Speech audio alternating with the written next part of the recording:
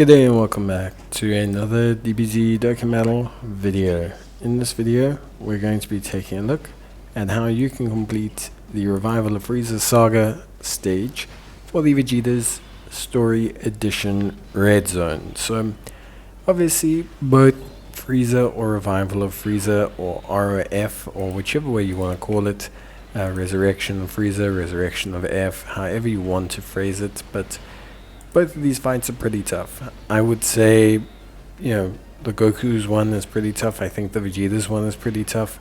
But much like the Goku's one, which is very heavily affected by if you have additional super attacks, the Vegeta's one is also very heavily affected if you have a whole bunch of stunning. And we'll talk about that shortly in terms of assessing the event, but it is a very big change. Now, Revival of F or Revival of Frieza has two phases for the Vegeta Story Edition. You have the Whis phase, where the Whis has 210 million HP, attack for 700k, supers a 1.5, has the ability to super twice in a turn, disable ceiling, stunning, attack and defense reduction, but after receiving 7 attacks, will have minus 70% to defense. The Whis is pretty tough, but not too difficult.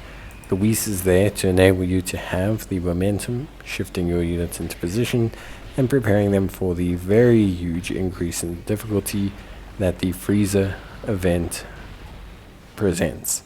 So that's the first key functionality of this event. Secondly, obviously, the Whis stage, he takes more damage after receiving 7 attacks. Why this is important is that he's going to ramp up how much damage he takes, and that means that you are going to progressively get through the event faster to the Frieza phase. So you don't have forever to set yourself up, and you need to be aware of that, of course. Now, other than that, that is pretty much everything you need to know. Honestly, super duper simple and straightforward. Whis, for the most part, very simple. Then you move on to the Frieza stage. Now Frieza has 500 million health, 490 million to be precise, and he has 1.8 million in terms of supers. Normals. He supers for 5 million, and when his health falls below 50%, he will increase the amount of crit that he can do based on how much health he has left remaining. So the less health he has, the more chance he has to crit you. This is obviously not an ideal situation. Not only is crits very bad for you, but 5 million crits are very bad for you. Of course, this can be tempered by the fact that A, Frieza loses 5% attack and defense every turn up until the 6th turn, and on top of that as well, Frieza can be stunned. Frieza being stunnable is the biggest change to this event, and honestly makes it pretty simple. Once you get past that first turn, if you have the right team build, you shouldn't feel too threatened, barring incredibly bad RNG, and you should basically be able to handle the event with relative ease. Of course, that doesn't necessarily mean that it can't still be tough. But generally speaking, I found that once you have him stunned, things become a lot easier. Of course, in stunning Frieza, that means he can't attack, which also of course means that you may want to keep an eye out on using units like Tech LR Vegito, because Tech LR Vegito thrives in situations where he gets attacked. So by being in a situation where you can no longer be attacked, obviously, that's not ideal. But generally speaking, for the most part, I would say you should be pretty good to go.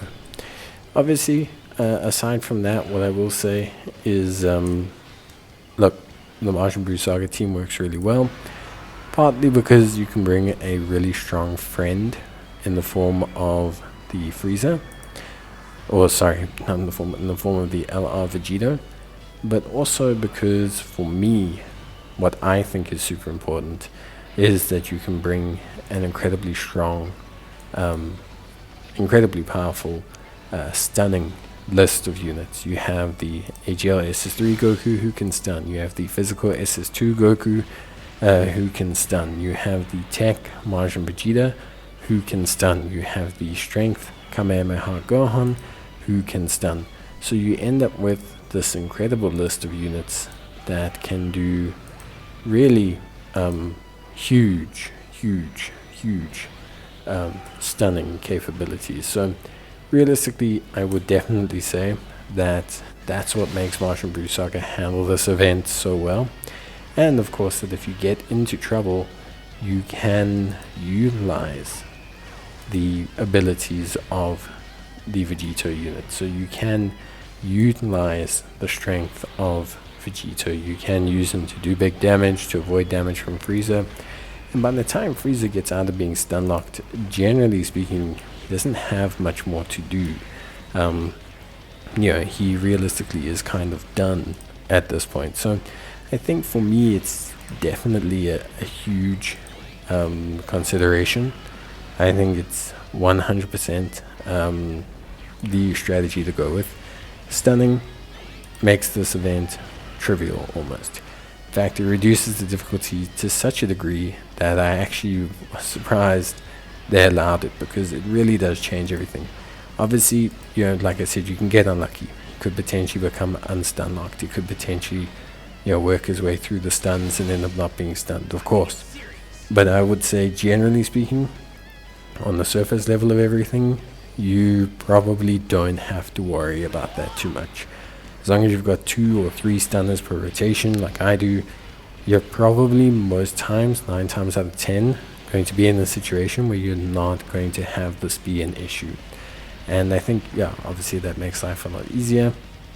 But it is one of those things where I think, players can benefit from this event a lot. So I think for me, overall, I have to say this team build worked great.